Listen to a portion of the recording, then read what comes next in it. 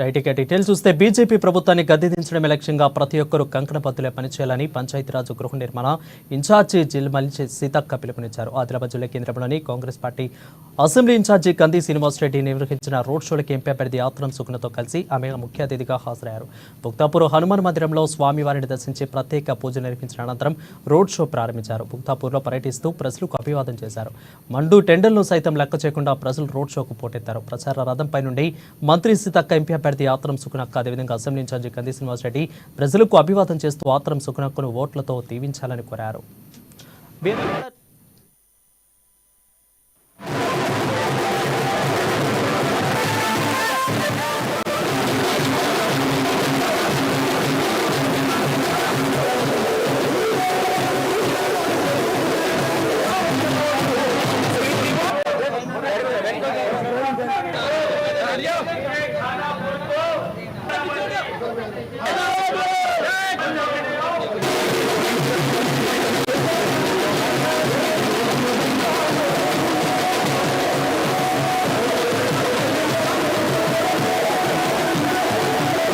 మన ఆదిలాబాద్ గౌరవ మంత్రి, మన తెలంగాణ ఇంటి ఆడపడుచు, మన ఆదిలాబాద్ని పుట్టినిల్లుగా వెట్టినిల్లుగా అన్ని చేసుకున్నటువంటి మన మంత్రి సీతక్క గారు మన ఆదిలాబాద్కి అదృష్టరేఖ. ఎక్కడ అడుగు పెడితే అక్కడ సీతక్క అడుగు పెడితే అక్కడ విజయాలు. కాబట్టి గరీబేల దేవత, గరీబేల మంత్రిని మాట్లాడవలసిందిగా కోరుతున్నా. సుగుణక్క ఒక అడవిలో పుట్టిన బిడ్డ, ఆదివాసీ బిడ్డ. ఎక్కడ అన్యాయం జరిగితే అక్కడ ఉన్నది. టీచర్ నౌకరు ఉన్నా కూడా మహిళల ఖాతాలో 15 లక్షల జమ, 2 కోట్ల ఉద్యోగాల భర్తీ లాంటి అబద్ధపు హామీలతో అధికారంలోకి వచ్చిన బీజేపీ ప్రభుత్వం గడిచిన 10 ఏళ్లుగా ప్రజలకు ఏమీ చేయకపోగా మళ్లీ అధికారం ఇస్తే రిజర్వేషన్లు తొలగిస్తామంటూ బీజేపీ నాయకులు చెప్పడం అత్యంత పవిత్రమైన రాజ్యాంగం పట్ల వారుకున్న గౌరవం లాంటిదేనని తెలుస్తుందని అన్నారు. ఇలాంటి పార్టీని గెలిపిస్తే మన భవిష్యత్తు ప్రమాదంలో పడుతుందని, అందుకే ఎన్నికల్లో అందరూ కాంగ్రెస్ పార్టీకి ఓటు వేసి గెలిపించాలని కోరారు. బీజేపీ ప్రభుత్వం అన్ని వస్తువులపై పన్ను వేసి పేదల మధ్యతరగతి ప్రజలపై మోయలేని భారాన్ని మోపింది అన్నారు.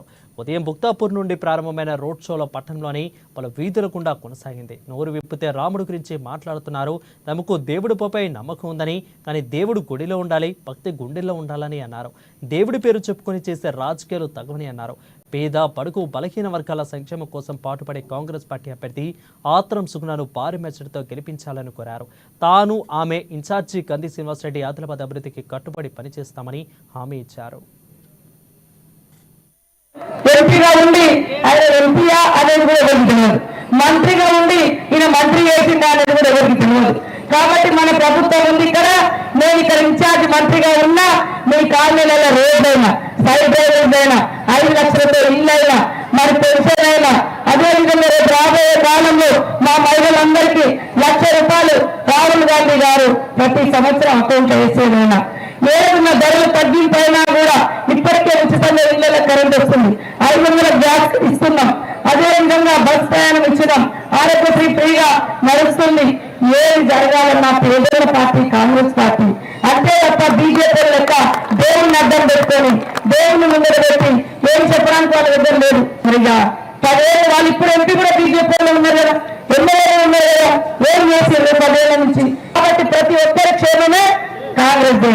ఇవాళ అంబేద్కర్ నగర్, అంబేద్కర్ రాసినటువంటి రాజ్యాంగాన్ని తీసేసి అంబేద్కర్ పేరు లేకుండా చేసే కుట్ర మోడీ చేస్తాడు. హిందూ, ముస్లిం, మైనార్టీ, మహిళలు, ఎస్సీ, ఎస్టీ, బీసీ మీ గల్లి గల్లి గడపగచ్చి అభివృద్ధి చేసే బాధ్యత నాది, నిధులిచ్చే బాధ్యత నాది. అందరికీ నమస్కారం. ఇంత ఎండలో మీరు చూపించినటువంటి ప్రేమకు పాదాలు వందనాలు, నమస్కారాలు. చేతి గుర్తుకే మన ఓటు, చేతి గుర్తుకే మన ఓటు.